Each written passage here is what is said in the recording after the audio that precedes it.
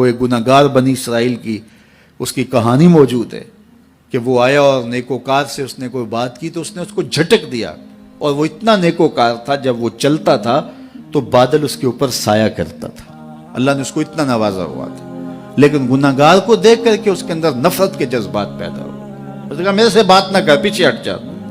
اللہ اکبر۔ تو وہ بیچارہ بڑا رویا کہ مالک میں اتنا گناہگار ہوں کہ تیرے پاک بندے مجھے اپنے پاس بٹھانے کے لیے بھی تیار نہیں۔ دل ٹوٹا، شکستگی پیدا ہوئی، کہا لیکن مالک تیری مرضی، اور واپس پلٹا۔ لیکن جب واپس پلٹا تو وہ بادل کا سایہ جو اس نیکوکار پہ تھا وہ سایہ اس گناہگار کے سر پہ آ گیا۔ تو وہ کرم نوازی جس پہ فرما دے، اس کے سارے بندے ہیں، تو اللہ کو جو ہے وہ تکبر کی نیکی نہیں، وہ گناہ جس کے بعد عجز پیدا ہو اللہ کو وہ پسند ہے، وہ گناہ جس کے بعد توبہ کے جذبات ابھرے، بندے کو شرمندگی کا احساس ہو۔ تو مت ایسے بنے کہ 4 نمازیں پڑھ لیں تو سب بے نمازیوں کو حقیر جاننے لگ جائیں، تھوڑا سا کام کر لیں، صدقہ و خیرات کر لیں تو باقی مالداروں کو حقیر جانے لگے۔ آپ کو دین کے کام کی توفیق مل گئی ہے تو آپ دین کے ٹھیکیدار بن کے بیٹھ جائیں کہ میں اتنا بڑا جلسہ کروایا، اب میرے علاوہ تو کوئی یہاں مسلمان نہیں رہتا، میں ہی سب سے بڑا عاشق رسول ہوں، میں ہی سب سے بڑا مسلمان ہوں۔ نہ، ایسا نہ کیجئے۔ اللہ نے آپ کو توفیق دی، آپ نے لوگوں کو دعوت دی، پتہ نہیں کس آنے والے پہ کتنا کرم ہوا ہے۔ یہ تو ان کی رحمتیں ہیں، وہ جس پہ چاہے جیسے چاہیں برس جائیں۔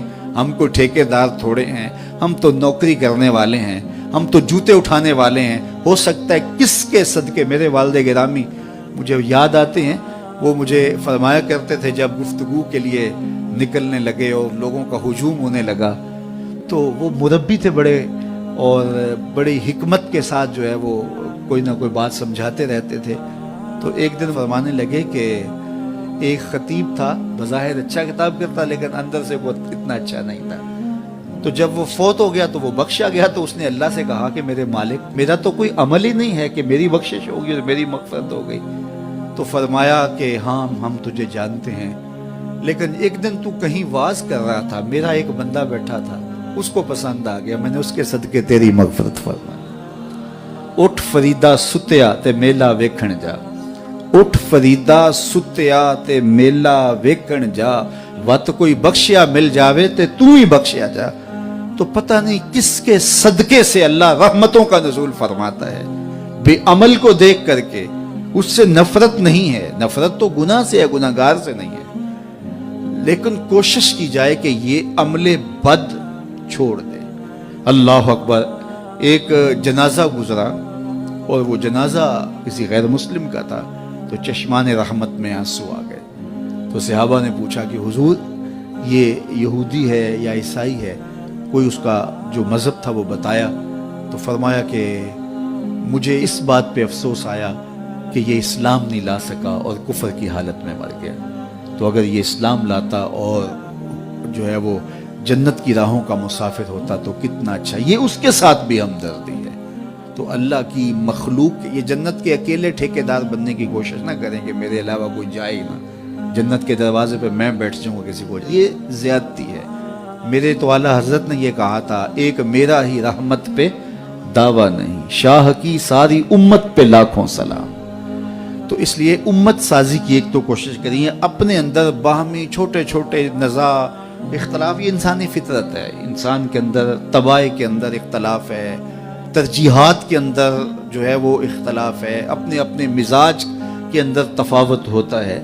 تو ایسا نہ ہو کہ چھوٹی چھوٹی باتوں سے آپ جو ہے وہ امت کو پھاڑ چیر کے رکھ دیں، نہیں، بلکہ امت کا جو تصور ہے اس کو قائم رہنا چاہیے۔ تو گناہ کے بعد جب انسان کے اندر ندامت کا اظہار ہوتا ہے، وہ جو آنسو ٹپکتے ہیں، بندہ اپنے آپ کو چھوٹا سمجھتا ہے، میں اتنا گناہگار، میں پاپی، میں مجرم، میں میلا اتھرو، جب وہ اپنے آپ کو دیکھتا ہے کہ میں اتنا برا شخص ہوں، تو پھر اللہ کی رحمتیں اس کے اوپر متوجہ ہوتی ہیں۔ تو اس کو پسند ہے کہ جب بندے اس کے حضور عاجزی کرتے ہیں، اس کے حضور معافی مانگتے ہیں، تو مت کسی کو حقیر جاننا کہ یہ گناہگار ہے، نہ جانے اس کا انجام کیا ہو۔